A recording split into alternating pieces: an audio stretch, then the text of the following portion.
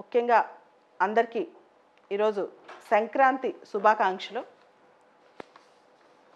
ఈ పండగ సందర్భంగా వచ్చిన హాలిడేస్లో ఈరోజు రేపు సివిల్ సర్వీసెస్ ప్రిపరేషన్కి సంబంధించి కొన్ని సెషన్స్ పెడదామని చెప్పి అనుకున్నాను. దాన్ని బట్టి ఈరోజు ఈ సెషన్ మీకు అయితే చాలా సందర్భాల్లో మనం చెప్పుకున్నాం, మీరు చాలా చోట్ల చదివి ఉంటారు ఏ సబ్జెక్టులు సివిల్ సర్వీసెస్లో ఉంటాయని. అవన్నీ మీకు తెలుసు. Polity, history, geography, economy, science and technology, environment, ecology, biodiversity, international relations, art and culture, current affairs లాంటి పెద్ద సబ్జెక్టులు. తర్వాత మెయిన్స్లో ఎస్సే రైటింగ్, ఎథిక్స్, చిన్న చిన్న సబ్జెక్టులు social issues, governance, disaster management, security issues, environment, ఇలాంటివి కూడా చిన్న చిన్నవి కొన్ని మెయిన్స్లో కూడా వస్తాయి. సో ఇవన్నీ కలిపి సివిల్స్ ప్రిపరేషన్ అంటాం. వీటితో పాటు ఇంటర్వ్యూ ప్రిపరేషన్ కూడా. అండ్ సివిల్స్ స్టార్ట్ చేసే ప్రతి అభ్యర్థికి తెలుసు ఈ ఎగ్జామ్ 3 స్టేజెస్లో ఉంటుంది అని చెప్పి. ప్రిలిమ్స్, మెయిన్స్, ఇంటర్వ్యూ, ఈ 3 స్టేజెస్లో. ఈ ఎగ్జామ్లో అదృష్టం ఏంటంటే క్యాలెండర్ చక్కగా మెయింటైన్ చేస్తారు. ఎగ్జామ్ పేపర్స్ కూడా, క్వశ్చన్ పేపర్స్ చాలా క్వాలిటీగా ఉంటాయి. మెరిట్ అనే దానికి పెద్దపీట వేస్తారు. అయితే అసలు సివిల్ సర్వీస్ ఎగ్జామ్ సంబంధించి చాలామంది అభ్యర్థుల్లో వచ్చే కామన్ డౌట్స్ కొన్ని నేను ఈరోజు సెలెక్ట్ చేసుకున్నాను. ఆ కామన్ డౌట్స్ అన్నీ తీసుకుని ఒక్కొక్క దాన్ని మీకు క్లారిటీ ఇస్తూ ఇది అందరికీ ఉపయోగపడే ఒక సెషన్లా దీన్ని తీసుకున్నాను అనమాట. దాదాపు మీ డౌట్స్ అన్నీ కూడా కొన్ని క్వశ్చన్స్ లాగా ఫ్రేమ్ చేసుకుని వాటికి ఒక్కొక్క దానికి ఆన్సర్ చెప్తూ వెళ్తాను. Okay, so first thing, civil services syllabus చాలా పెద్దగా ఉంటుంది కదా. సిలబస్ చూస్తూ పోతే అమ్మో ఈ సిలబస్ ఇన్ని రోజులు పడుతుందా అనే డౌట్ వస్తుంది. ఒక్కొక్క టాపిక్ ఎంతవరకు చదవాలి, ఎక్కడ ఆపాలి, ఒక్కొక్క టాపిక్ లోతు ఎంత చదవాలి, ఇది క్వశ్చన్. మీరు గమనిస్తే మీరు ప్రొఫెసర్ల దగ్గరికి వెళ్తే వాళ్ళు ఏం చెప్తారంటే, మీరు హిస్టరీ అనుకోండి, పెద్ద పెద్ద బుక్స్ చదవండి, రీసెర్చ్ బుక్స్ చదవండి, సుమిత్ సర్కార్ లాంటి వాళ్ళు రాసిన పుస్తకాలు చదవండి, అలా చెప్తారు. అలానే పాలిటీ అనుకోండి, బోల్డ్ లిస్ట్ వస్తుంది మన పుస్తకాలు, మామూలుగా కాదు. నా దగ్గర అయితే పాలిటిక్స్ సంబంధించి ఒక పెద్ద ర్యాక్ నిండా బుక్స్ ఉన్నాయి. మా నాన్నగారు అన్నీ కొనేశారు. సో ఇవన్నీ చదివితే ఎంతకాలం పడుతుంది, ఇవన్నీ చదివితే సివిల్స్ పాస్ అవుతామా, ఇది పెద్ద క్వశ్చన్. దీనిలో మీకు సింపుల్ టిప్ ఒకటి చెప్తాను. Prelim syllabus, main syllabus, for that matter interview syllabus కూడా.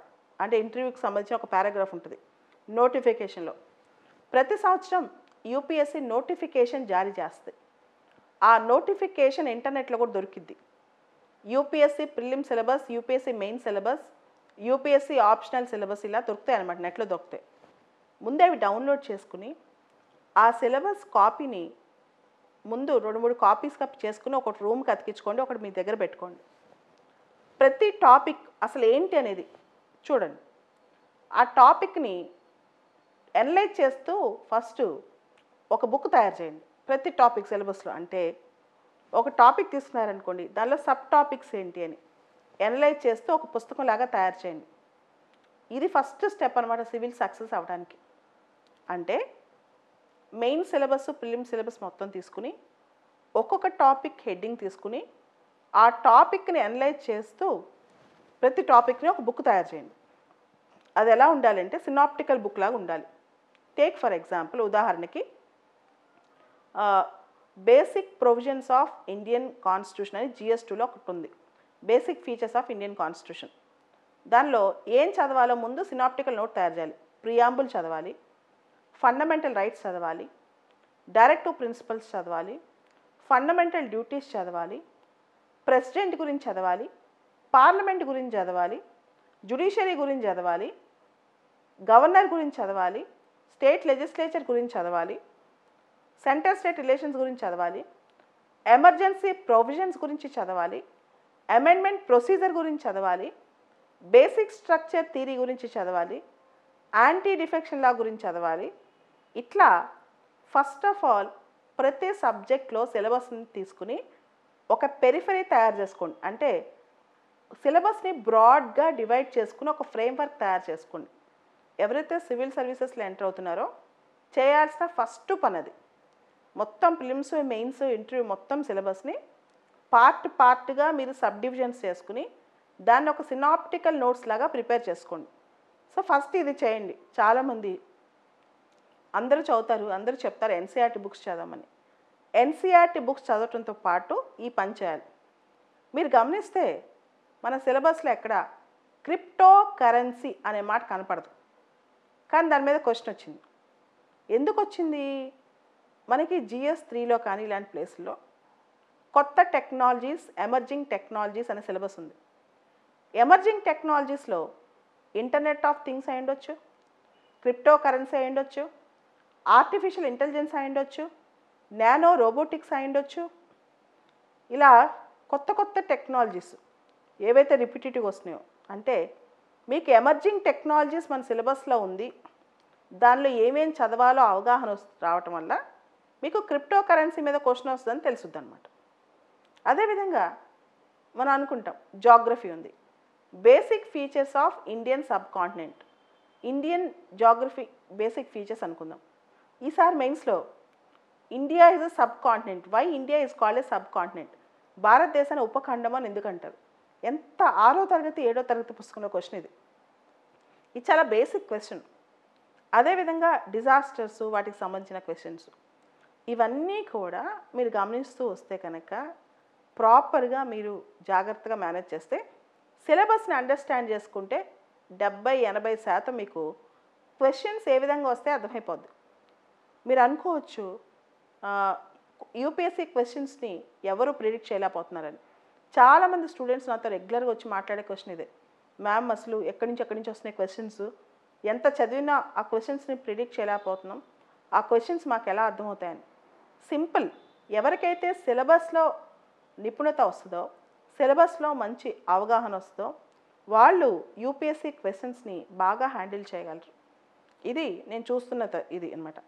తర్వాత కొన్ని సందర్భాల్లో మనం చదివేటప్పుడు అంతర్లీనంగా ఉన్న విషయాలు అర్థం చేసుకోవడం నేర్చుకోవాలి. అంటే ప్రతి క్వశ్చన్ డైరెక్ట్గా ఉండదు, ఇండైరెక్ట్ క్వశ్చన్స్ ఉంటాయి. ఉదాహరణకి ఒక క్వశ్చన్ వచ్చింది ఈసారి ఎస్ఏ పేపర్లో, the hand that rocks the cradle can become the hand that rules the world అని. ఊయలూపే చెయ్యే పరిపాలించే హస్తంగా మారవచ్చు అని చెప్పి ప్రాపర్గా చాలాసార్లు ఉమెన్ ఎంపవర్మెంట్ గురించి చదివి దాని మీద రీసెర్చ్ చేసిన వాళ్ళు ఇది మహిళ అనుకున్నది ఏదైనా ఉంటే, మహిళ లేనిదే ఏది సాధ్యం కాదు, మహిళతోనే అన్ని విషయాల్లో భూమికి పొడమికి కొత్త అర్థం వస్తుంది, అందం వస్తుంది అని అర్థమవుతుంది. అలా కాకుండా దీన్ని మిస్ఇంటర్ప్రిట్ చేసిన వాళ్ళు కూడా ఉన్నారు. అంటే యూపీఎస్సీ క్వశ్చన్స్ని అర్థం చేసుకోవడం నేర్చుకోవాలి. అది ఎలా సాధ్యం అవుద్ది, ఇది క్వశ్చన్. ఉదాహరణకి నాకు ఎలా సాధ్యమవుతుందో నేను చెప్తాను. నేను చాలామంది అంటుంటారు కరెంట్ అఫైర్స్ కంపైలేషన్స్ చదువుతాను, లేకపోతే మ్యాగజైన్స్ చదువుతాను అని. కానీ చిన్నప్పటి నుంచి అంటే మా ఫాదర్ నాకు ఒక మాట చెప్పేవారు, యూపీఎస్సీ క్రాక్ చేయాలంటే నీకు న్యూస్ పేపర్లో రకరకాల విషయాలు అనలైజ్ చేసుకునే శక్తి నీకు ఉండాలి అని. దాంతో నేను తాత్కాలికంగా సప్లిమెంటరీగా ఏ మ్యాగజైన్స్ పైన డిపెండ్ అవ్వకుండా నా ఓన్ అనాలిసిస్ అనేది ప్రాక్టీస్ చేశాను. అది మీలో ప్రతి ఒక్కళ్ళు ప్రాక్టీస్ చేయొచ్చు, మీలో ప్రతి ఒక్కళ్ళు నేర్చుకోవచ్చు మీ ఓన్ అనాలిసిస్. ఎప్పుడైతే ఓన్ అనాలిసిస్ సాధ్యమవుతుందో అప్పుడు ఏ క్వశ్చన్కైనా మీరు ఆన్సర్ రాయగలరు. సో ఓన్ అనాలిసిస్ అనేది చాలా ఇంపార్టెంట్ అన్నమాట. కాబట్టి ప్రతి న్యూస్ పేపర్ ఆర్టికల్, ప్రతి సబ్జెక్టు తీసుకుని దానిలో వాడు ఏం చెప్తున్నాడు, ఏ విధమైన సెంటెన్స్లు వస్తున్నాయి, ఏ విధమైన అంతర్లీనమైన మీనింగ్స్, ఇంప్లైడ్ మీనింగ్స్ ఉన్నాయి, దానిలో అర్థం చేసుకోగలిగితే యూపీఎస్సీ క్వశ్చన్ పేపర్ ప్యాటర్న్ని వాడు ఏం క్వశ్చన్ అడిగాడో కనిపెట్టవచ్చు. ఇది చాలా ఇంపార్టెంట్, చాలా క్రూషియల్. చాలా సందర్భాల్లో క్వశ్చన్ అర్థం చేసుకోవడానికే చాలామంది అభ్యర్థులు కష్టపడుతుంటారనమాట. ఆ క్వశ్చన్ అర్థం చేసుకోవటంలోనే టెక్నిక్ చాలా ఉంటుంది. చాలామంది యూపీఎస్సీ టెక్నిక్ ఏంటంటే అసలు వాడు ఏం అడుగుతున్నాడు క్వశ్చన్ పేపర్లో, ఆ క్వశ్చన్లో ఏం ఎక్స్పెక్ట్ చేస్తున్నాడు, ఇది తెలియటే పెద్ద టెక్నిక్ అనమాట యూపీఎస్సీకి సంబంధించి. కాబట్టి మీరు ఇప్పటి నుంచి కూడా చక్కటి వాక్యాలు, చక్కటి పదాలు ఇంగ్లీష్లో రోజుకి 4-5 నేర్చుకోండి. సంవత్సరానికల్లా, ఒక ఏడాది కల్లా మీ స్థితిగతులే మారిపోతాయి, అసలు అండర్స్టాండింగ్ లెవెల్సే మారిపోతాయి అన్నమాట. ఇదంతా ప్రాక్టీస్ చేయకుండా 2 మంత్స్లో 1 మంత్లో మెయిన్స్ ఉంది, అప్పుడు నేను ఈజీగా కొట్టేస్తానంటే కష్టం. సో ఇది చాలా ఇంపార్టెంట్, దీని మీద ప్రత్యేకమైన దృష్టి పెట్టండి. సో సెంటెన్సెస్, వర్డ్స్ ఇవన్నీ ప్రతిదీ కరెక్ట్గా అర్థం చేసుకోవాలి. సో ఇందాక చెప్పాను కదా ఉదాహరణ, ఆ ఎస్సేలో చాలామంది ఏదేదో రాసి వచ్చారు, వేరే వేరేగా అర్థం చేసుకున్నారు. అలా కాకుండా ప్రాపర్గా ఇంటర్ప్రిట్ చేయటం కూడా యూపీఎస్సీ ప్రిపరేషన్ ఒక భాగమే. దానికి ఎలా చేయాలి, ఎక్కడి నుంచి ప్రాక్టీస్ చేయాలంటే ఫస్ట్ న్యూస్ పేపర్స్, మ్యాగజైన్స్, ఆ తర్వాత యూపీఎస్సీ పాత క్వశ్చన్స్, లాస్ట్లో మోడల్ క్వశ్చన్స్. ఇక్కడ మీకు ఒక నిజం చెప్పాలి, యూపీఎస్సీ పేపర్ని ఏ మోడల్ క్వశ్చన్ పేపర్ అందుకోలేదు, ఏ ఇన్స్టిట్యూట్ వచ్చిన మోడల్ క్వశ్చన్ పేపర్ అందుకోలేదు. ఓకే, ఎక్కడైనా కొన్ని క్వశ్చన్స్ తగలొచ్చు. ఉదాహరణకి నేను ఒకటి చెప్తాను. ఇప్పుడు బిఆర్ అంబేద్కర్ గారు ఉన్నారు, ఆయన కాన్స్టిట్యూషనల్ మోరాలిటీ అనే మాట చాలాసార్లు వాడారు. దానికి సంబంధించి మీరు చూసే ఉంటారు, కాన్స్టిట్యూషన్ యొక్క వాల్యూస్ని మనం కాపాడాలి. ఇక్కడ శబరిమల కేసు ఉంది, శబరిమలలో ఒక మహిళ శబరిమల టెంపుల్లోకి ఎంటర్ అవ్వచ్చని జడ్జిమెంట్ వచ్చింది. అదేవిధంగా ఎల్జీబీటీ కేసు ఉంది, లెస్బియన్స్, గేస్కి సంబంధించిన నవతేజ్ జవహర్ కేసు. సో ఇవన్నీ లింక్ చేస్తూ మన ఆన్సర్ తయారు చేయొచ్చు అనమాట. అయితే అసలు న్యూస్ పేపర్ చదవండి, ఒట్టి మ్యాగజైన్స్ చదివితే కాన్స్టిట్యూషనల్ మోరాలిటీ అనే కాన్సెప్ట్ మనకి ఏం అర్థమవుతుంది. కాబట్టి నేను చెప్పేది ఏంటంటే long term 1 year civil services preparation, 6 నెలలైనా పర్లేదు, ప్రాపర్గా 1 or 2 నేషనల్ న్యూస్ పేపర్స్ చదవండి. ముఖ్యంగా నేను కూడా ఇప్పుడు బాగా ఫాలో అవుతున్న న్యూస్, హిందుస్థాన్ టైమ్స్లో మంచి మంచి ఆర్టికల్స్ ఉన్నాయి, ఇండియన్ ఎక్స్ప్రెస్లో ఎక్స్ప్లెయిన్డ్ అనే కాలం చదివితే చాలా ఇన్ఫర్మేటివ్గా ఉంది, ఇండియన్ ఎక్స్ప్రెస్లో times of India editorial pages ఉన్నాయి, హిందూ పేపర్ అయితే అసలు చెప్పక్కర్లేదు, అద్భుతమైనవి. నిన్న స్టేట్ ఆఫ్ ఫారెస్ట్ రిపోర్ట్ అని చెప్పి ఇండియాకి సంబంధించి ఒక రిపోర్ట్ వచ్చింది, మన దేశంలో బయన్నియల్ రిపోర్ట్ అనమాట, అడవుల గురించి రిపోర్ట్ వస్తుంది, ప్రతి ఏడాది మార్చి ఏడాది వస్తుంటుంది అనమాట, 2 yearsకి ఒకసారి. ఆ రిపోర్ట్ సంబంధించి కరెక్ట్గా ఇండియన్ ఎక్స్ప్రెస్, హిందూ ప్రాపర్గా చదివితే ఆల్మోస్ట్ యూపీఎస్సీలో వచ్చిన క్వశ్చన్స్ అన్ని ఆన్సర్ చేయొచ్చు, భవిష్యత్తులో వచ్చే క్వశ్చన్స్ అన్ని. సో ఇట్లా మీరు మీ ఓన్ నోట్స్ మీరు ప్రిపేర్ చేసుకుంటే కాస్త ధైర్యం పెరుగుద్ది. నేను చూసిన చాలామంది సక్సెస్ఫుల్ పీపుల్లో చాలా నీట్గా ఫైలింగ్ ఉంటుంది, వాళ్ళ ఓన్ నోట్స్ ఉంటుంది, దాన్ని నీట్గా మెయింటైన్ చేస్తారనమాట. ఇవన్నీ కూడా మీరు ఓపికతో చేసుకోండి, దానివల్ల ఉపయోగం అనేది మీకు ఇంటర్వ్యూలో కూడా కనిపిస్తుంది. ఉదాహరణకి ఇంటర్వ్యూలో క్వశ్చన్ అడిగారు అనుకోండి, సడన్గా మీకు ఫారెస్ట్ గురించి, మధ్యప్రదేశ్ ఇండియాలో మొత్తంలో కల్లా మధ్యప్రదేశ్ రాష్ట్రంలో ఫారెస్ట్ ఎక్కువ ఉంది, ఇది చెప్పాలంటే ఎవరో రాసిన చదివితే మీకు అంత మెమరీ ఉండకపోవచ్చు, మీరు రాసిన చదివితే మాత్రం మీకు చాలా మెమరీ ఉంటుంది అనమాట. సో ఇది యూపీఎస్సీలో ప్రధానమైన అంశం. చాలామంది ఇంకొకటి, ప్రతిరోజు నా స్టూడెంట్స్ అడిగే క్వశ్చన్ కూడా మేజర్ క్వశ్చన్ ఏంటంటే ఇన్ఫీరియారిటీ కాంప్లెక్స్. చాలామంది సక్సెస్ అయిన వాళ్ళు, ఉదాహరణకి లాస్ట్ ఇయర్ ఇప్పుడు ప్రశాంత్ సూరపాటి ఉన్నాడు, తన ఐఏఎస్ పాస్ అయ్యాడు, అబ్బాయికి చాలా డెప్త్ నాలెడ్జ్ ఉంది, లాస్ట్ ఇయర్ ఇంటర్వ్యూకి వెళ్ళిన వాళ్ళకి చాలా డెప్త్ నాలెడ్జ్ ఉంది, మాకు అంత లేదు, మేము పాస్ అవ్వగలమా అని. నేను అందరినీ అంటే చాలామందిని దగ్గర నుంచి చూశాను కాబట్టి చెప్తున్నాను, అందరి క్యాలిబర్, అందరి ఇంటలెక్చువల్ లెవెల్స్ కొంచెం అటు ఇటుగా ఒకటే ఉంటాయి. ఎందుకంటే ఒక మనిషి యూపీఎస్సీ సిలబస్ మొత్తం బట్టి కొట్టలేడు, అంటే సిలబస్లో ఉన్న ప్రతి అంశం నేర్చుకోలేడు. వాళ్ళు ఏం చేస్తారంటే ఎగ్జామ్కి వెళ్ళే పాత గురించి బెటర్గా నేర్చుకుంటారనమాట. వాళ్ళని చూసి వాళ్ళు కొంత నాలెడ్జ్, కొంత ఫోకస్డ్గా ప్రిపేర్ అవుతారు. ఉదాహరణకి ఇప్పుడు ఒక హిస్టరీ తీసుకుందాం, మోడర్న్ ఇండియాలో కొన్ని కాన్సెప్ట్స్ మీద వాళ్ళకి కొంచెం ఎక్కువ అవగాహన చేస్తారు, కొంచెం ఎక్కువ రీసెర్చ్ చేస్తారు. ఉదాహరణకి ఇండివిజువల్ సత్యాగ్రహాస్ మనందరికి తెలుసు, వినోబా భావే ఫస్ట్ ఇండివిజువల్ సత్యాగ్రహ చేసిన వ్యక్తి. కొంత ఇంక్విజిటివ్నెస్ ఎక్కువ ఉన్నవాళ్ళు, అంటే కొంత నేర్చుకోవాలి డెప్త్గా, అమ్మో ఏ క్వశ్చన్ అడిగినా నేను ఆన్సర్ చేయాలని ఉన్నవాళ్ళు, రెండో వ్యక్తి ఎవరు, జవహర్లాల్ నెహ్రూ, మూడో వ్యక్తి ఎవరు, బ్రహ్మదత్, ఇలా నేర్చుకుంటారనమాట. సో ఎవరైతే ఆ ఎక్స్ట్రా మైల్ కష్టపడతారో వాళ్ళకి విజయం వస్తుంది. ఆ ఎక్స్ట్రా మైల్ అనేది మీకు కూడా సాధ్యమే. ఐఏఎస్లు ఈ సంవత్సరం లాస్ట్ ఇయర్ ర్యాంకులు వచ్చిన వాళ్ళకే కాదు, మీకు కూడా సాధ్యమే. అది ఎవరికి సాధ్యమైంది, వాళ్ళు ఎవరు అంటే అసలు వాళ్ళెవరు, ఎలాంటి వాళ్ళకి ఐఏఎస్ వస్తుందో ఇప్పుడు ఒకసారి చెప్తాను.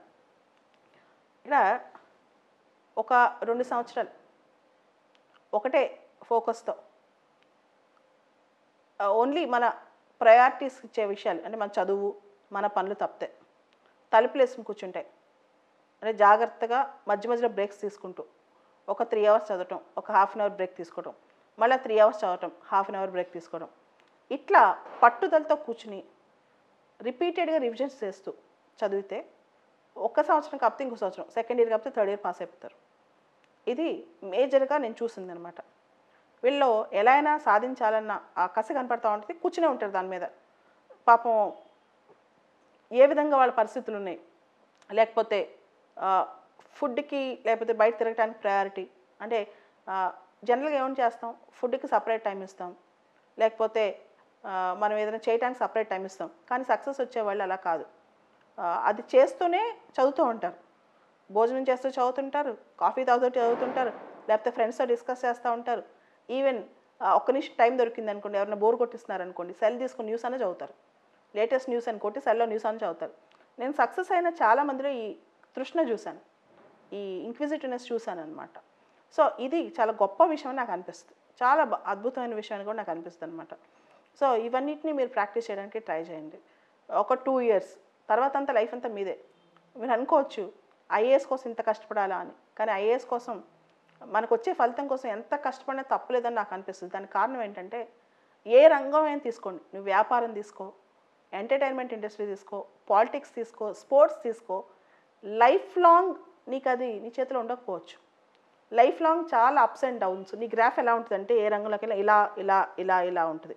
సివిల్స్లో మాత్రం స్ట్రైట్గా ఉంటుంది నీ గ్రాఫ్. ఒక్కసారి సివిల్స్ రీచ్ అయిన తర్వాత నీ గ్రాఫ్లో గ్రోతే కానీ పడిపోవటం అంటూ ఉండదు. వేరే రంగాల్లో మాత్రం నువ్వు చాలా అప్స్ అండ్ డౌన్స్ చూస్తుంటావు. కాబట్టి ఈ ముందు మనం స్టేబుల్ అవ్వాలంటే, మనం సొసైటీకి ఏమైనా చేయాలంటే ఖచ్చితంగా ఇది మంచి ఆప్షన్. కాబట్టి దీనికోసం 2 ఏళ్ళు మన జీవితంలో తీసి పక్కన పెట్టినా, 3 ఏళ్ళు తీసి పక్కన పెట్టినా తప్పులేదు. కానీ ఆ పక్కన పెట్టేటప్పుడు ఆలోచించుకోవాలి. చాలామంది అడుగుతారు నన్ను, మ్యామ్ ఇది రాకపోతే నా పరిస్థితి ఏంటి, నా ప్లాన్ బి ఏంటి, నేను ప్లాన్ బిలో నేను ఏం చేయాలని. అసలు సివిల్ సర్వీసెస్ అనే ఎగ్జామ్కి నువ్వు బాగా కష్టపడిన తర్వాత, నువ్వు సివిల్ సర్వీసెస్ నిజంగా వైఫల్యం చెందినా నువ్వు అంతకంటే గొప్పగా సెటిల్ అవుతావు. నాకు తెలిసి ఇప్పటి వరకు ఎవరైతే సీరియస్ చదివారో, టైంపాస్ చదివిన వాళ్ళు పక్కన పెట్టండి, సీరియస్గా చదివిన ప్రతి ఒక్కళ్ళు సివిల్ సర్వీసెస్లో అద్భుతమైన విజయాలు సాధించారు. వేరే వేరే రంగాలకు వెళ్ళినా సరే, ఏ రంగానికి వెళ్ళినా, నువ్వు ఫిల్మ్ డైరెక్టర్ అయినా నువ్వు గొప్పగానే ఉంటావు, నువ్వు ఒక బిజినెస్ చేసినా గొప్పగానే ఉంటావు. కాకపోతే అందుకని ప్లాన్ బి అనే దాని మీద అసలు ఏంటి దాని మీద ఎక్కువ ఫోకస్ పెడతారు చాలామంది. నేను గమనించాను, ఇప్పుడు ఎండి చేస్తూ సివిల్స్ రాయటం, పీజీ చేస్తూ, లేకపోతే అంటే ఎండి పీజీ చేయొచ్చు కానీ మొత్తం దాని మీద ఎక్కువ ప్రయారిటీ ఇచ్చేసి రాయటం, ఇట్లాంటి చేయటం వల్ల చాలా నష్టం జరుగుద్ది. ఉద్యోగం చేస్తూ సివిల్స్ రాయొచ్చు, 4-5 ఏళ్ళు టైం పడుతుంది. ఒక 1 or 2 ఇయర్స్ కాదు, నువ్వు ఉద్యోగం చేస్తూ సివిల్స్ అయితే కనీసం 3-4 ఇయర్స్ పడుతుంది. ఉద్యోగం చేస్తూ కొట్టిన వాళ్ళు ఉన్నారు. నేను ఇంకొక అద్భుతమైన విషయం నేను చాలాసార్లు గమనించాను, అది మీ అందరికి కూడా చెప్పాలి. ఈ సంవత్సరం ఐఆర్ఎస్ వచ్చిందనుకోండి, వాళ్ళు ప్రిలిమ్స్ రాస్తే 100లో 90 మంది మళ్ళీ పాస్ అవుతారు. ఈ సంవత్సరం ఐపీఎస్ వచ్చిందనుకోండి, వాళ్ళు మళ్ళీ నెక్స్ట్ ఇయర్ వాళ్ళ ఇంటర్వ్యూ దాకా వెళ్ళే ప్రాబిలిటీ చాలా ఎక్కువ ఉంటుంది. అంటే ఈ సంవత్సరం ఒక సర్వీస్ కొట్టిన తర్వాత మళ్ళీ ఎగ్జామ్ మళ్ళీ ఫస్ట్ నుంచి రాస్తే నెక్స్ట్ ఇయర్ మినిమం ఇంటర్వ్యూ దాకా వెళ్తారు. అంటే ఏంటి, ఈ ఎగ్జామ్ ప్రతి ఒక్కరికి కొత్తే కదా, ఒక్కసారి ర్యాంక్ వచ్చినంత మాత్రం రెండోసారి ఎలా వస్తాయి, ఇది అందరికీ డౌట్ కదా. ఈ డౌట్లో మీకు ఒక సొల్యూషన్ చెప్తాను. ఒక్కసారి ఎగ్జామ్ క్రాక్ చేసిన తర్వాత దాని రూట్ తెలుస్తుంది, అది నేను క్రాక్ చేయగలను అనే కాన్ఫిడెన్స్ కూడా పెరుగుద్ది. ఒకసారి ఎగ్జామ్ క్రాక్ చేసిన తర్వాత దాని వే తెలుసుద్ది, దాని టెక్నిక్ తెలుసుద్ది, అది క్రాక్ చేయగలనే కాన్ఫిడెన్స్ పెరుగుద్ది. ముఖ్యంగా బ్రెయిన్లో స్పాంటనిటీ బాగా డెవలప్ అవుద్ది అనమాట. చాలా సందర్భాలు నేను చూశాను, మా ఫ్రెండ్స్లో కూడా ఐపీఎస్ అయ్యి నెక్స్ట్ ఇయర్ రాస్తే ప్రిలిమ్స్ టక్కుని పాస్ అవుతారు, వాళ్ళు ఇంకా ప్రిపేర్ అవ్వరు, డైరెక్ట్గా ఎగ్జామ్కి వెళ్ళి కూర్చుంటారు అనమాట. సో అద్భుతంగా అనిపిస్తుంది. ఈ కాన్ఫిడెన్స్ మనకెందుకు లేదంటే, మనకి ఎగ్జామ్ అంటే మెయిన్గా భయం. ఎగ్జామ్ మనం పాస్ అవ్వగలమా లేదా ఇట్లాంటి భయాలు మనకు చాలా ఎక్కువ ఉంటాయి అనమాట. దాంతో ఆ భయంతో సగం తప్పులు పెట్టి వస్తాం. మీరు చూస్తే లాస్ట్ ఇయర్ ప్రిలిమ్స్ సక్సెస్ కాలేని వాళ్ళు, మీరు క్వశ్చన్ పేపర్ చూడండి, పాలిటీలో చాలా ఈజీ క్వశ్చన్స్ వచ్చాయి, ఎకానమీలో కొంతవరకు రాసేయచ్చు, సైన్స్ అండ్ టెక్నాలజీలో కొన్ని క్వశ్చన్స్ చేయొచ్చు. వచ్చిన క్వశ్చన్స్ నీట్గా రాసి వస్తే పాస్ అయిపోతారు. అలానే సీసాట్ కూడా ముందే జాగ్రత్తగా ప్లాన్ చేసి వెళ్తే పాస్ అవుతారు. అలాంటిది పెద్ద పెద్ద తెలుగు వాళ్ళు కూడా ప్రిలిమ్స్ ఎందుకు పోతుంది అంటే, పెద్ద పెద్ద వస్తాదులు పెద్ద పెద్ద పోరాటాల్లో ఓడిపోరు, చిన్న రాయి తగిలిన కింద పడిపోతారు. అంటే ఆ టెన్షన్, ఆ ఎగ్జామ్ మూమెంట్, మనలో సెల్ఫ్ కాన్ఫిడెన్స్ లేకపోవటం, దీనివల్ల ఎక్కువగా సివిల్స్ ఫెయిల్ అవుతుంటారు అనమాట. అంటే చదవలేక కాదు, అందరికంటే తక్కువై కాదు, మనం చేయగలము అనే కాన్ఫిడెన్స్ లేక ఎక్కువ మంది విఫలం అవుతుంటారు. ఇది చాలా మందిలో నేను చూశాను. చాలా తెలివిగల పిల్లలు, వీళ్ళు గ్యారంటీ పాస్ అవుతారు అనుకున్న వాళ్ళు కూడా ఈ విధంగా చేస్తుంటారనమాట. సో ఇట్లన్నీ పక్కన పెట్టేసేయాలి. సో కాబట్టి రోజుకి ఒక 10 గంటలు లేదా 12 గంటలు మధ్య మధ్యలో బ్రేక్స్ తీసుకుంటూ చిన్న చిన్న ఎక్సర్సైజ్లు చేస్తూ ప్రాపర్గా ప్లానింగ్ చేసుకుని చేస్తే 2 ఇయర్స్ అనుకోండి యావరేజ్న ఎవరైనా సివిల్ సాధించవచ్చు. దాంతోపాటు రెండో అంశం ఇక్కడ స్ట్రాటజీ. అసలు స్ట్రాటజీ ఏంటి ఎగ్జామ్కి? ఏ స్ట్రాటజీతో నేను ముందుకెళ్ళాలి, ఏ సబ్జెక్ట్ ముందు చదవాలి? చాలామంది అడిగే క్వశ్చన్. నేను జిఎస్లో జనరల్ స్టడీస్లో నేను ఏ సబ్జెక్ట్ ముందు చదవాలి, ఏ సబ్జెక్ట్తో సివిల్ సర్వీసెస్ నేను స్టార్ట్ చేయాలి? ఇది చాలామందికి పెద్ద క్వశ్చన్ అనమాట. దీనికి ఒక సమాధానం ఏంటంటే, నీకు ఫేవరెట్ సబ్జెక్ట్ ఏదైతే ఉందో అది ఒక సబ్జెక్టు, నీకు అస్సలు నచ్చని సబ్జెక్ట్ ఏదైతే ఉందో అదొక సబ్జెక్టు తీసుకుని సివిల్స్ మొదలెట్టాలి. సివిల్స్ ప్రిపరేషన్లో, జిఎస్ ప్రిపరేషన్లో నువ్వు చేయాల్సిన పని ఏంటంటే, బాగా లైక్ చేసే సబ్జెక్టు, బాగా నచ్చని సబ్జెక్టు ఒక్కొక్కటి 3 అవర్స్ తీసుకోండి. అంటే 1.5 అవర్ ఒక సబ్జెక్ట్ చదవండి, రెండో సబ్జెక్ట్ ఇంకో 1.5 అవర్ చదవండి, మళ్ళీ ఫస్ట్ సబ్జెక్ట్ బ్రేక్ తీసుకుని ఇంకో 1.5 అవర్ చదవండి. దీనివల్ల ఏమవుతుందంటే మనలో బోర్ అనేది కొట్టదు. అమ్మో నేను తెగ చదివేస్తున్నాను అనే ఫీలింగ్ కూడా రాదనమాట. నేను ఎప్పుడైతే బాగా కష్టంలో ఉంటానో నాకు బాగా నచ్చని పని చేస్తుంటాను అనమాట. అంటే అది నాకు నచ్చదు కానీ నాకు అవసరం, కానీ అది నేను చేస్తాను. ఏదైనా సబ్జెక్ట్ నాకు నచ్చలేదు అనుకోండి, ఆ టైంలో ఏదైనా ఆర్టికల్ నాకు అర్థం కాలేదు అనుకోండి, 2 సార్లు చదువుతాను అనమాట. సో ఇలాంటి ఒక్కసారి టెస్ట్ చేయండి మీకు మీరు. లేదా నేను ఏం చేస్తానంటే ఒక్కసారి సగం అర్థం చేసుకుంటా, అది ఆపేసి మళ్ళీ సాయంత్రం ఇంకో సగం అర్థం చేసుకోవడానికి ట్రై చేసేదాన్ని. సో ఒక సబ్జెక్ట్ నాకు అర్థం కాలేదు, ఒక టాపిక్ నాకు అర్థం కాలేదు, దానిలో ఈజీ పార్ట్ కొన్ని సెంటెన్స్లు పొద్దున అర్థం చేసుకుంటాను, దాన్ని పక్కన పెట్టి వేరే చదివి కొన్ని సెంటెన్సెస్ సాయంత్రం అర్థం చేసుకుంటాను. అలా బ్రేక్స్ ఇచ్చుకుంటూ అర్థం చేసుకోవడానికి ట్రై చేస్తాను. సో ఇట్లాంటివి కూడా మనకు కొంచెం ఉపయుక్తంగా ఉంటాయి అన్నమాట, ఇట్లాంటి టెక్నిక్స్ కూడా. సో స్ట్రాటజీ పరంగా చూస్తే బేసికల్గా రోజుకి 2 జిఎస్ సబ్జెక్టులు ఖచ్చితంగా చదవాలి. మినిమం 2 సబ్జెక్టులు ఖచ్చితంగా. రోజు newspaper, current affairs notes, మీ నోట్స్ మీరే ప్రిపేర్ చేసుకోవాలి. కంప్లీట్గా కరెంట్ అఫైర్స్ని ప్రాపర్గా పెట్టుకుని మీ నోట్స్ మీరే జాగ్రత్తగా ప్రిపేర్ చేసుకోవాలి. ఏ ఇన్స్టిట్యూట్ ఇచ్చే మెటీరియల్ మీద పూర్తి స్థాయిలో ఆధారపడకుండా మీ ప్రాపర్ మెటీరియల్ మీరు తయారు చేసుకుంటూ, మీ ప్రాపర్ నోట్స్ మీరు తయారు చేసుకుంటూ వెళ్ళాలి. ఇది చాలా ఇంపార్టెంట్ అనమాట. సో తర్వాత టెస్ట్ సిరీస్ సంగతి. ఒక రౌండ్, ఒక 6 నెలలు మీరు బేసిక్స్ అని చదివిన తర్వాత, అన్ని సబ్జెక్టులు నేర్చుకున్న తర్వాత, ఇది చేసే క్రమంలో ఇంకో పని చేయండి. 1991 నుంచి 2021 వరకు యూపీఎస్సీ ప్రిలిమ్స్ పేపర్స్ అని తీసుకోండి. తర్వాత last 20 years UPSC mains papers అని తీసుకోండి, జిఎస్ మెయిన్స్ పేపర్స్ అని. ఒక్కొక్క పేపర్ తీసుకుని ఆ కాన్సెప్ట్ ఎక్కడి నుంచి వచ్చిందో అనలైజ్ చేసుకుంటూ వెళ్ళండి.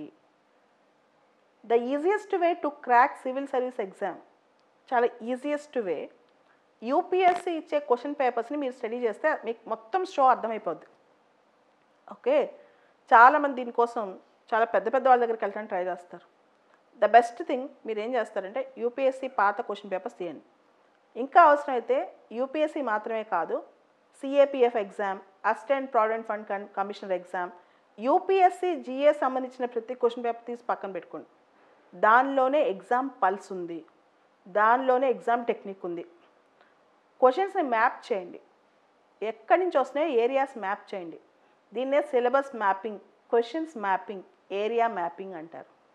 ఓకే, సో రిపీటెడ్గా అడిగే కాన్సెప్ట్స్ ఉంటాయి కదా, వాటిని రివర్స్ ఇంజనీరింగ్ వాడండి. అంటే ఆ కాన్సెప్ట్స్ని బేసిక్స్లోకి వెళ్ళి నేర్చుకోండి.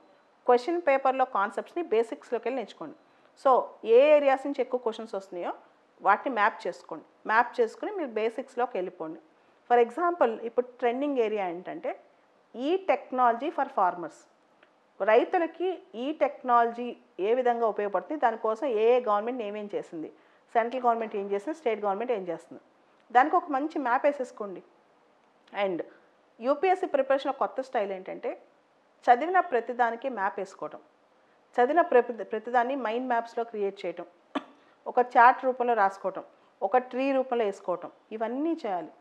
దాంతోపాటు చాలామంది చేసే తప్పు ఏంటంటే ఒక సబ్జెక్ట్ తెగ చదివేసేయాలనుకుంటారు. ఇక్కడ ఒక చిన్న గమనిక అనమాట. మనకి ఇచ్చే స్పేస్లో, క్వశ్చన్ కింద ఇచ్చే స్పేస్లో కరెక్ట్గా 10 పాయింట్లు పడతాయి.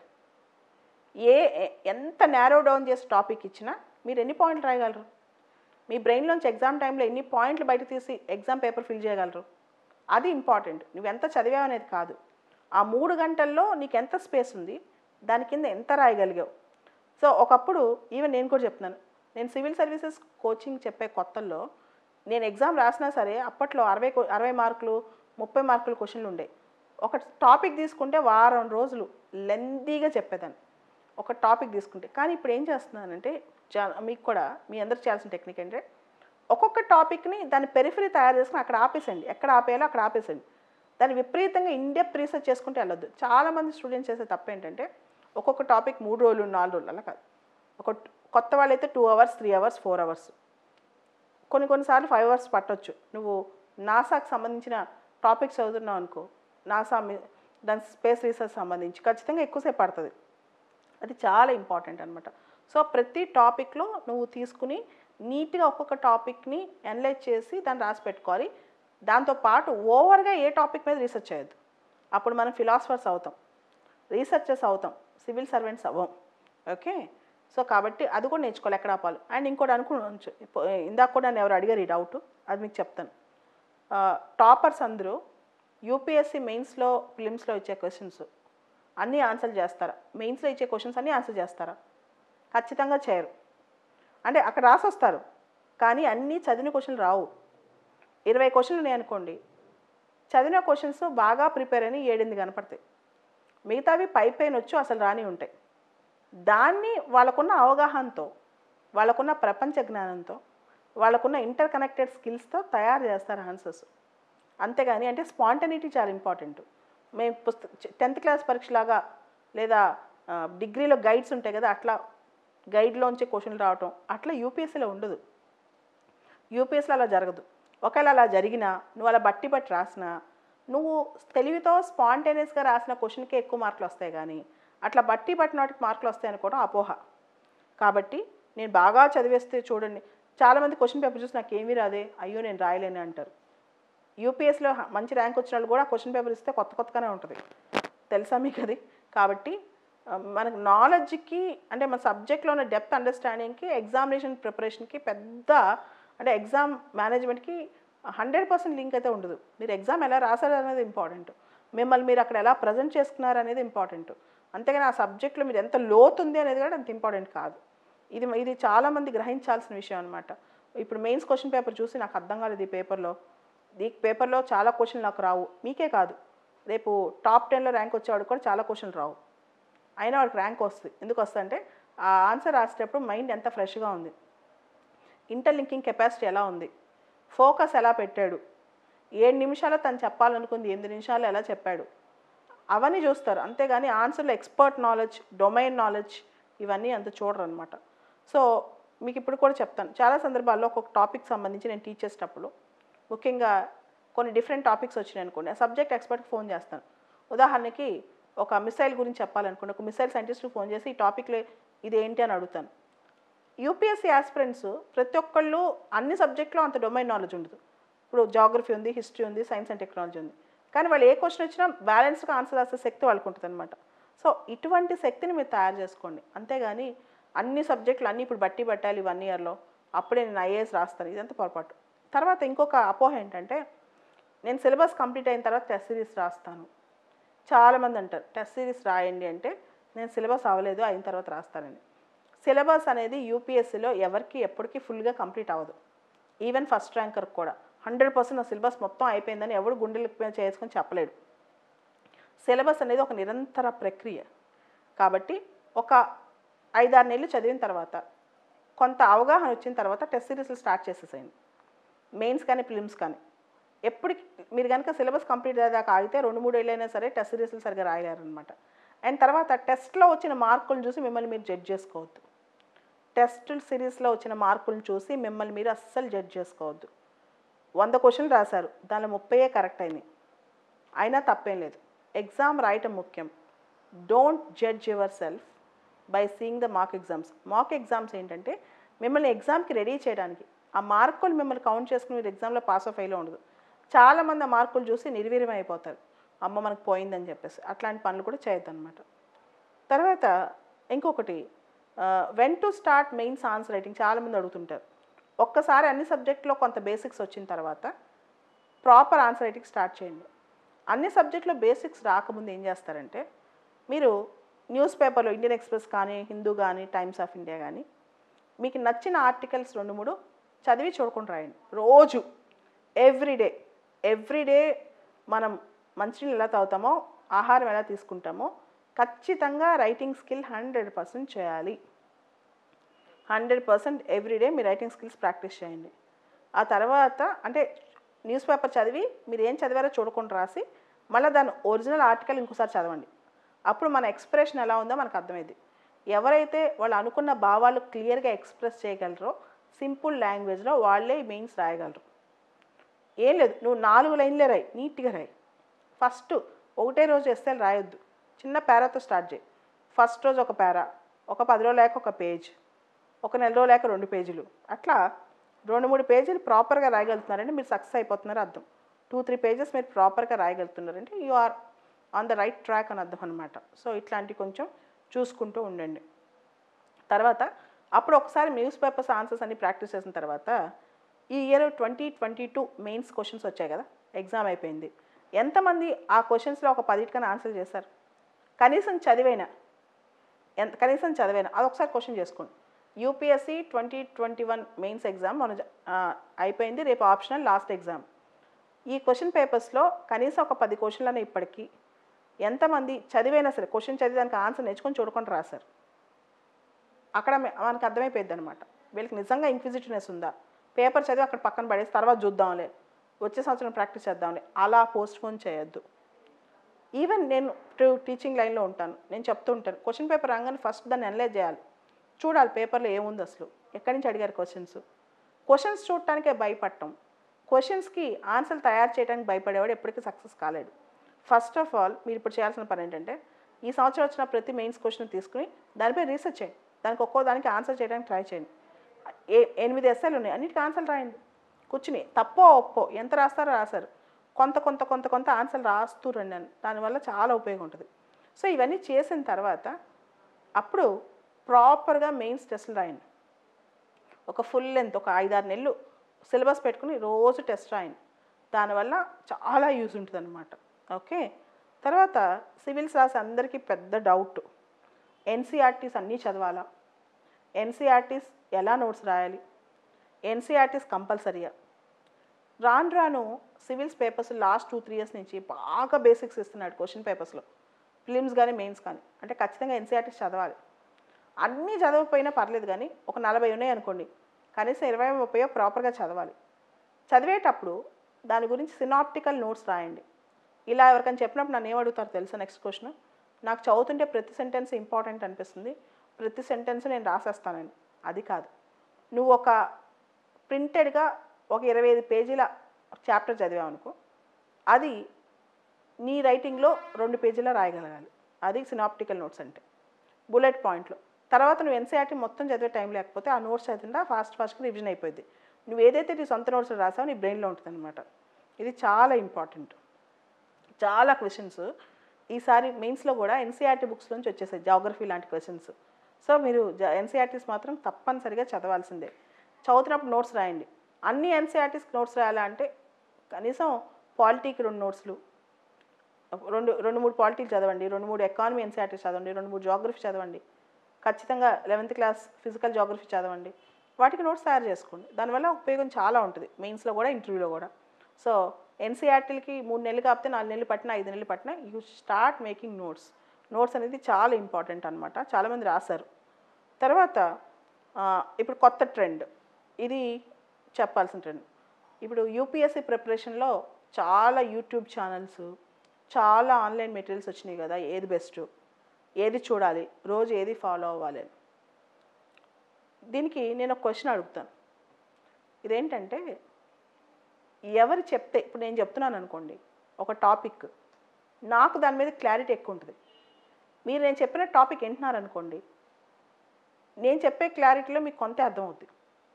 అంటే మీరు ఎవరిదైనా వినొచ్చు, ఏదైనా చేయొచ్చు, కానీ అది విని వదిలేయొద్దు.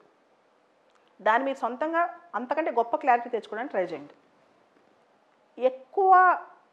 ఎక్కువగా ప్రతిదీ చెప్పించుకోవడం వల్ల ఏమవుతుందంటే మీ ఓన్ ఎనాలిసిస్ పవర్ మిస్ అవుతారు. దానివల్ల మెయిన్స్లో ఇంటర్వ్యూలో దెబ్బ కొడుతుంది అనమాట.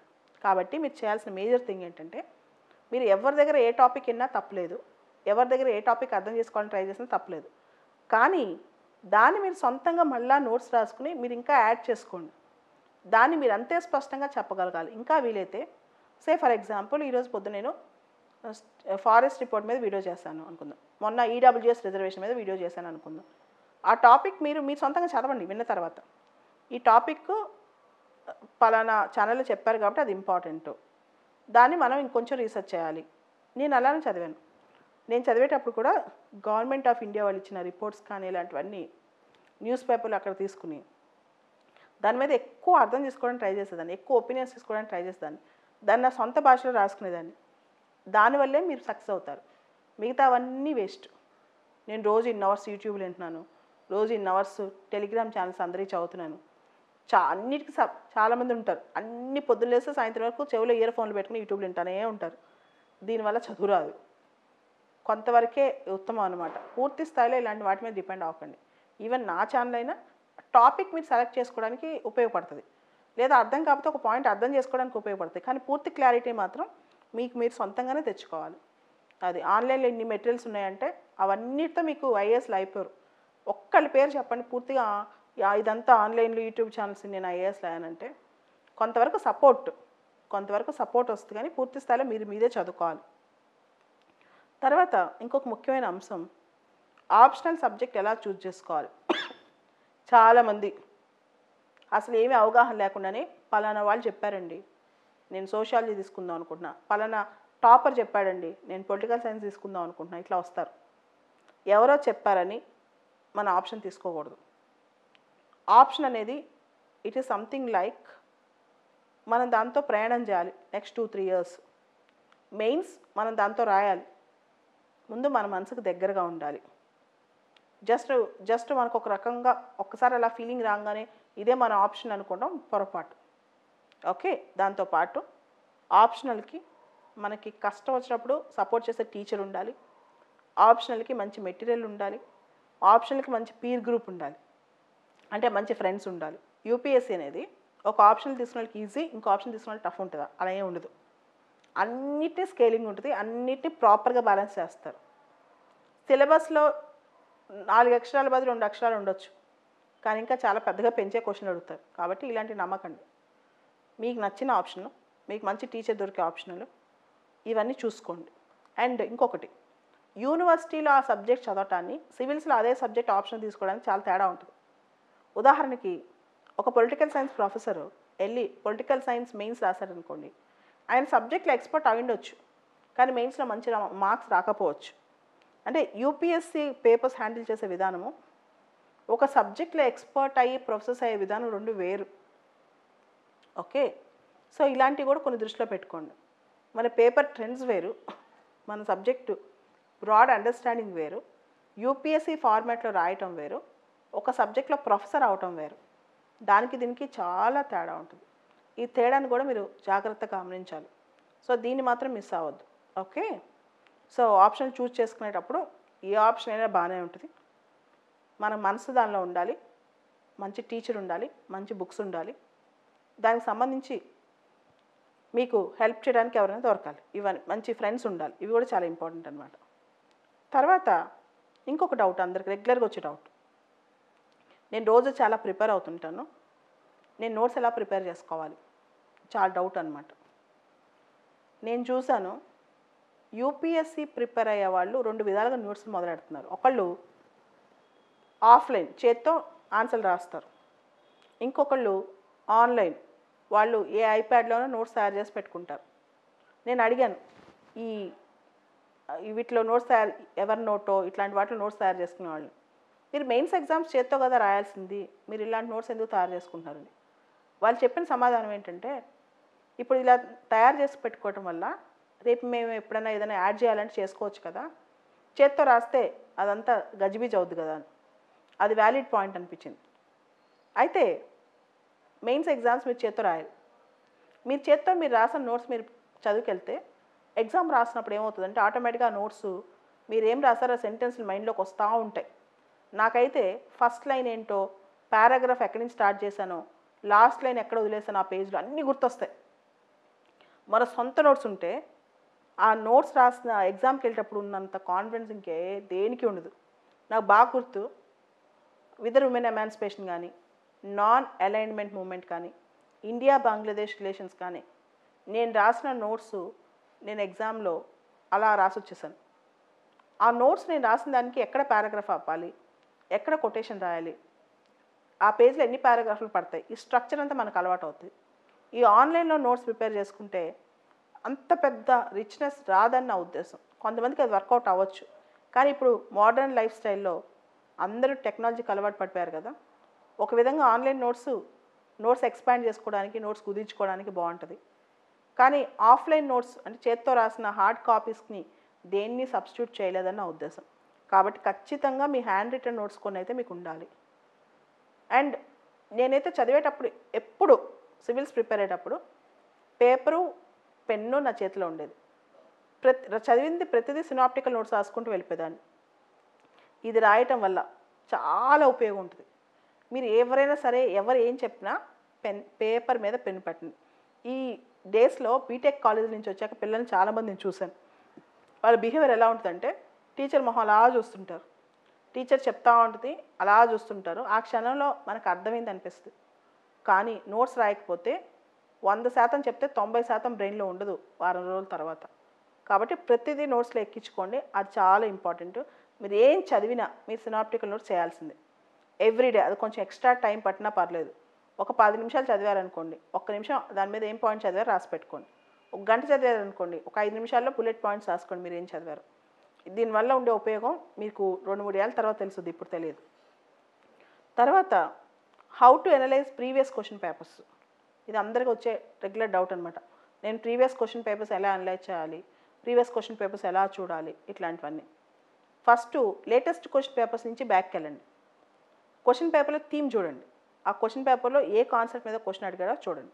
ఉదాహరణకి క్విట్ ఇండియా మూవ్మెంట్ మీద క్వశ్చన్ వచ్చింది అనుకోండి, ఆ క్విట్ ఇండియా మూవ్మెంట్ సంబంధించి ఇంక ఈసారి ఎలాంటి క్వశ్చన్స్ ఇవ్వచ్చు, క్విట్ ఇండియా మూవ్మెంట్ సంబంధించి హిస్టరీలో ఎలా ఇంపార్టెంట్, అట్లా. క్వశ్చన్ పేపర్ అనాలిసిస్ అంటే థీమ్స్ అనాలిసిస్ చేయండి, క్వశ్చన్ అనాలిసిస్ కాదు. అదే క్వశ్చన్ మళ్ళీ రిపీట్ అవ్వడం కష్టం, కానీ ఆ థీమ్ ఆ కాన్సెప్ట్లోంచి క్వశ్చన్ రిపీట్ అవుతుంది అనమాట. సో జనరల్గా ఇప్పుడు నేను చెప్పిన వాటన్నీ ఏంటంటే యూపీఎస్సీకి ఎట్లాంటి స్ట్రాటజీ ఫాలో అవ్వాలి, ఎలాంటి ఆప్షన్ చూస్ చేసుకోవాలి, ఏ విధంగా సక్సెస్ అవ్వాలి, ఇవన్నీ. దీంతో పాటు అసలు యూపీఎస్సీ ప్యాటర్న్స్ ఎలా ఉంటాయో ఒకసారి చూద్దాం.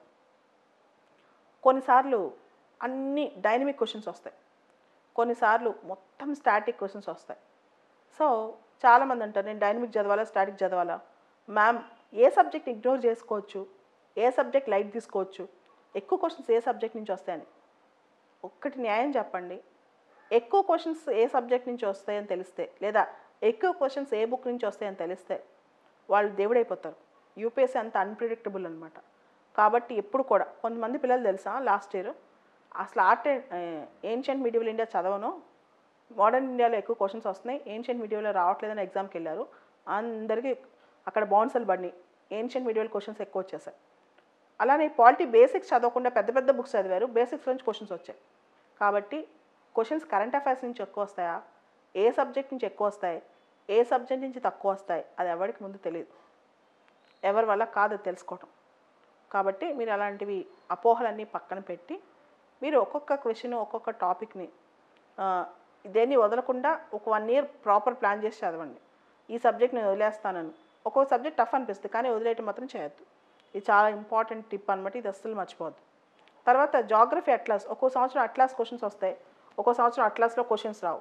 క్వశ్చన్స్ వచ్చినా రాకపోయినా అట్లాస్ ఈజ్ వెరీ ఇంపార్టెంట్. మీకు క్వశ్చన్స్ దానిలో వచ్చినా రాకపోయినా అట్లాస్ అనేది చాలా ఇంపార్టెంట్ అనమాట. అట్లాస్ మీకు చాలా హెల్ప్ఫుల్గా ఉంటుంది. ప్రతిదీ అట్లాస్లోంచే నేర్చుకోండి. జాగ్రఫీ అనేది అట్లాస్ పక్కన పెట్టుకోండి. జాగ్రఫీ మ్యాప్స్ కానీ ఇవన్నీ కూడా రెగ్యులర్గా చేయాల్సిన పనులు అనమాట. దాంతోపాటు సివిల్స్ ప్రిపేర్ అయ్యేటప్పుడు మెయిన్గా నేను చూసింది ఏంటంటే చాలా వరకు అందరూ భయపడుతూ చదువుతారు, అమ్మో ప్రెషర్ తీసుకుని. చాలా ఎంజాయ్ చేస్తూ ఈ చదువు అనేది మనకు చాలా ఇష్టం అన్నట్టు ఇష్టపడుతూ చదవండి. చాలామంది చెప్తారు ఇష్టపడుతూ చదవమని, కానీ సివిల్ సర్వీసెస్ ప్రిపరేషన్ అనేది ఒక బర్డన్ కాదు. It's a joy. It's a joy. దాన్ని ఎంజాయ్ చేయండి. అది ఒక బర్డన్లా తీసుకోవద్దు.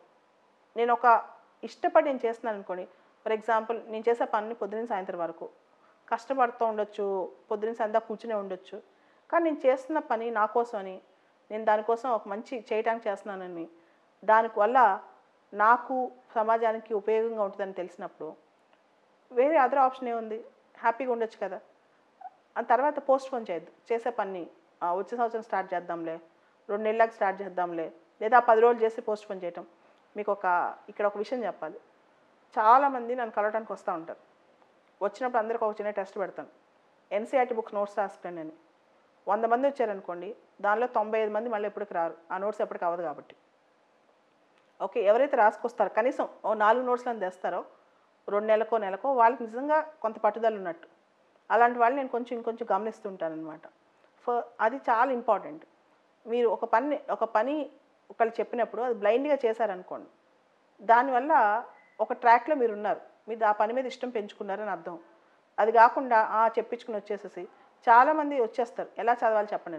అసలు నువ్వు ఏం చదివావు, ఏ పుస్తకాలు చదివావు, కనీసం 6వ తరగతి 7వ తరగతి ఎన్సీఆర్టీ బుక్లు చదివావా, ఏమేమి సబ్జెక్ట్ ఉంటాయి, బేసికల్గా తెలుసుకుని వస్తే ఏ టీచర్ అయినా మీకు హెల్ప్ చేయగలరు.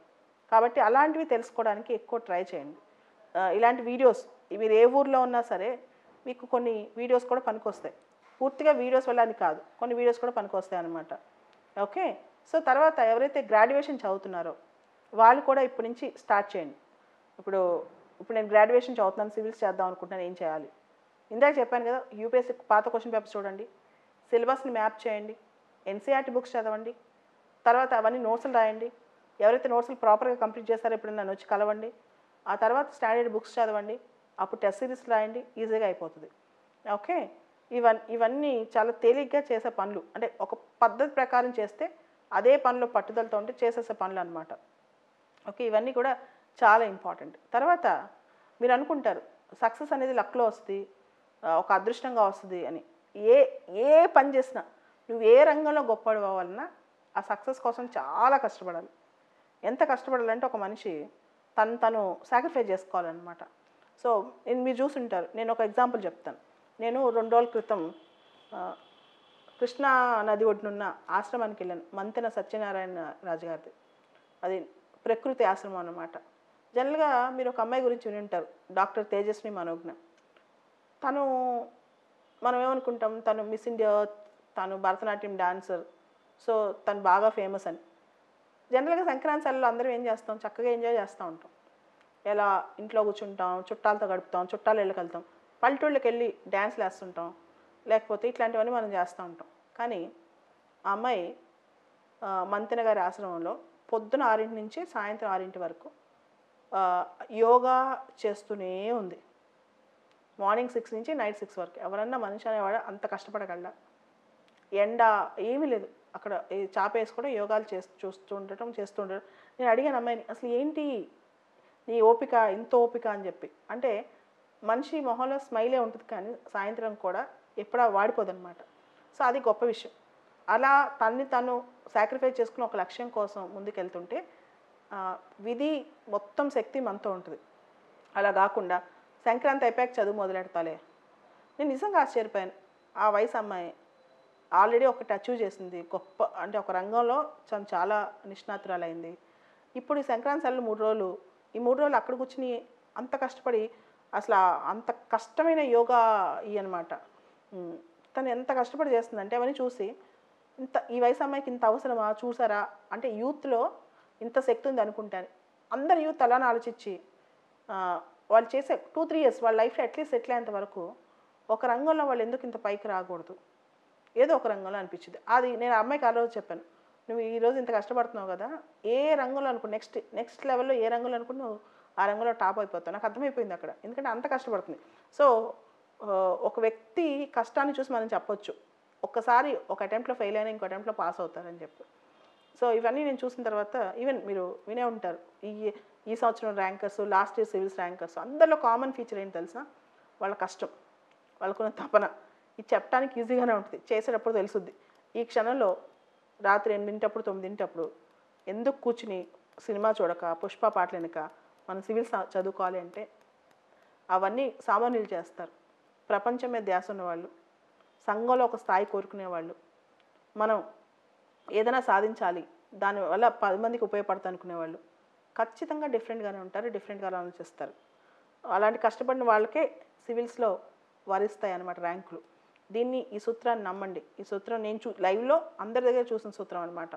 సో ఈరోజు వాళ్ళు ఎంజాయ్ చేస్తూ ముస్సోరిలో ఉండొచ్చు లాస్ట్ ఇయర్ ర్యాంకర్స్, కానీ దాని వెనకాల అహర్నిశలు రాత్రి పగలు నిద్ర లేకుండా కళ్ళు, నాకైతే చాలా సందర్భాల్లో చదివి పనిచేసి చేసి కళ్ళు అతుక్కుపోతూ ఉంటాయి, కళ్ళలో నీళ్ళు గారుతూ ఉంటాయి, కాళ్ళు నొప్పులు వస్తుంటాయి, తర్వాత అసలు కూర్చోలేని పరిస్థితి ఉంటుంది. But still I work hard.